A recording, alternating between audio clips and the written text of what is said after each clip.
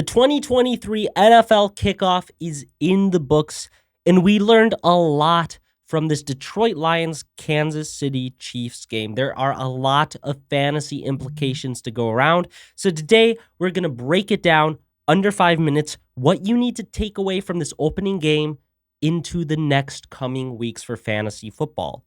Let's start things off with the running back position. Something that I have preached all offseason. You will not be able to trust any running back in this Kansas City backfield. And as we saw last night, Clyde Edwards-Helaire technically gets the start. Then we have Jerick McKinnon getting some receptions, some passing attempts. He did drop a ball, a pretty crucial catch, and then we also had Isaiah Pacheco getting involved on the ground game later in the game. He went out with an injury, came back. It's going to be a three-headed monster. It's going to be frustrating, and I don't think any of those three running backs are particularly good enough to be fantasy options, good enough to get a hot hand.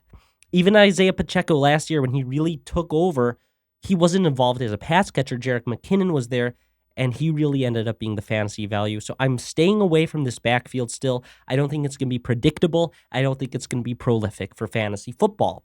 Now, the running backs for Detroit, a little bit of a scare for a lot of people who drafted Jahmyr Gibbs in the third round. If you got him in the fourth, great. I still believe in Jahmyr Gibbs. He was profit approved, one of my favorite running backs heading into this season. Last night did not exactly go as planned, though. Now, where was my prediction wrong? So last night, I was expecting 45 rush yards, no rushing touchdowns. He ended with 42 rushing yards, no rushing touchdowns. But I was predicting him 4.5 receptions, and he ended with 2. He was productive with those receptions, 18 yards on those 2, but he was not nearly involved enough as a pass catcher to really be fantasy relevant. So that was disappointing, but should we be worried? Should we be scared? No, you should be buying low. Look, 29% snap share. This isn't extremely shocking. They said they were going to ease him into things, but he had 6 broken tackles on 7 carries.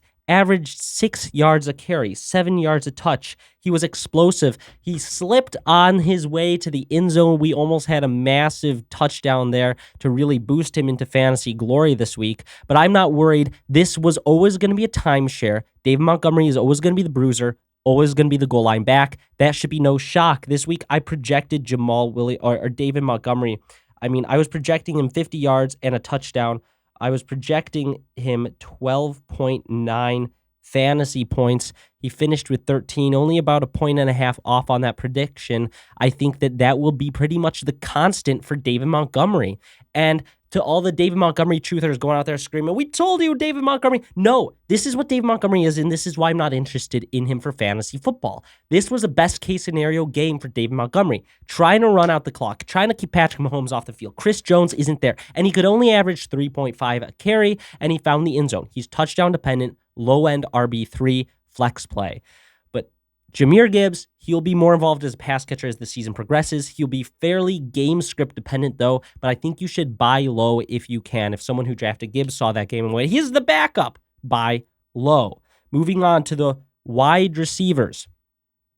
Kelce is the only wide receiver for the Chiefs. This was kind of known, but they had a lot of really talented kind of prospects in the mix. Kadarius Toney, Rashee Rice, Sky Moore, all of them suck. Sorry, but they do. There isn't going to be one that is fantasy relevant. Obviously, Rice with the touchdown had 11 points fantasy-wise. I'm not chasing that. Let someone else rush to the waiver wires. This offense is Mahomes and Kelce. If Kelce is out, it's a bad offense. If Kelce's there, it's a great offense. That's really what we knew going in, and it was just proved further. Now, on Detroit's side of the ball, it's the Amon-Ra St. Brown show for the wide receivers. This was actually my best prediction of the night. I was projecting 8 receptions for 80 yards and 0.5 touchdowns. He finished with 6 receptions, 71 yards, and touchdowns. In my prediction, 19 fantasy points. He finished with 19.1 in PPR leagues. So that prediction with Amon-Ra St. Brown was very accurate, and I think that that is sort of what we should be looking for rest of season. I think he's going to be an incredibly reliable wide receiver one. There aren't a lot of other options, especially with Jameson Williams suspended and banged up. We saw Marvin Jones with a fumble. Reynolds had some drops on screens. It's going to be the Amon-Ra St. Brown show in the passing game, and that's why I think that Jahmyr Gibbs will get more involved. They need some other passing options, someone maybe explosive. I think that is Gibbs, at least while Williams is out. Now, the quarterback position, Patrick Mahomes, obviously, this is not an ideal situation. He was still able to deliver, scored you 19 and a half fantasy points, maybe 20, depending on where you played. And when I heard Kelce was out, that's what I was projecting. On my rankings, I had him as the quarterback 6 this week, projected for 20.8 points, scored 19.5, so only 1.3 points off there. Look, there are not a lot of good pass-catching options without Kelce there. And I think it's disappointing that your second round in sleeper leagues quarterback relies so heavily on one player for fantasy football. But Kelce should be back. I'm not worried at all about Mahomes. And Jared Goff, the other quarterback on the side of things, I predicted 15.9 points, scored 14, so 1.9 off there. This is what Jared Goff will be this season. There will be some spike games where it might get into a shootout, but I think the Lions want the identity to be a bit ground and pound, milk the clock, keep the other team low scoring. So I think that Jared Goff is going to be a lower end quarterback 1 each week. I had him ranked as my quarterback 12 this week, and I think that's about where he will finish after that performance. So overall, not a ton of surprises. The only projection that I was really off on was Gibbs' receiving work, but the main takeaway is that you can buy low on Jahmyr Gibbs. You should ignore David Montgomery if you're getting hyped that he's the one, because this is the best case scenario for him. You should maybe panic that Patrick Mahomes, his value is so tied to Travis Kelce. And if you're worried that Kelce might miss some more games this season, Patrick Mahomes is someone to shop around, in my opinion. If I'm spending a second round pick, I want that quarterback to be more valuable apart from Travis Kelce. Look, Justin Fields, Lamar Jackson, a lot of these other, Josh Allen, Jalen Hurts, a lot of these other options. If Jalen Hurts loses A.J. Brown, he's still going to be fantastic for fantasy. Whereas we saw, if Mahomes loses Kelce, the fantasy value plummets. So that's the main takeaways from this game.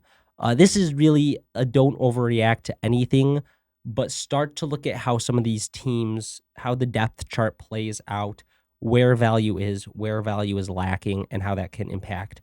So check out, I've got coming later today, the starts and sits of the week.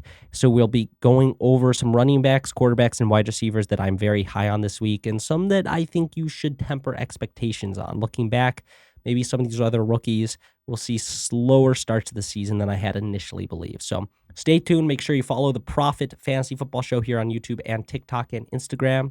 And if you play sleeper picks this weekend, make sure you use code PROFIT because they'll match your initial deposit $100, up to $100. They'll match it 100%, up to $100.